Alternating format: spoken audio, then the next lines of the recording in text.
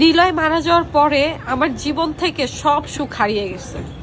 আমি বেঁচে আছি ঠিকই, কিন্তু মন থেকে আজও ভালো নেই। আগের মতো আর ভালো থাকা হয় না। নিলয় মারা যাওয়ার পর আমার জীবনের সমস্ত সুখ মাটিতে মিশে গেছে। এখন আর আগের মতো ভালো থাকা হয় না।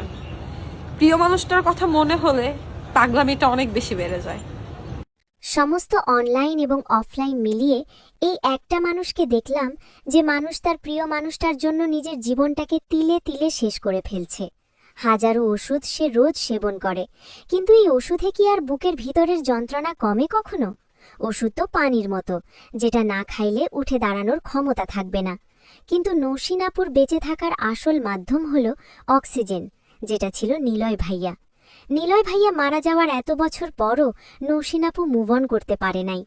এমন হাজারো ভালোবাসা মাটি চাপা দেওয়া আছে পুরো পৃথিবী জুড়ে, যাদের নাম হয়তো ইতিহাসে কখনো খুঁজে পাওয়া যাবে না, কিন্তু নিজের চোখে দেখা এটাই সত্যিকারের ভালোবাসা।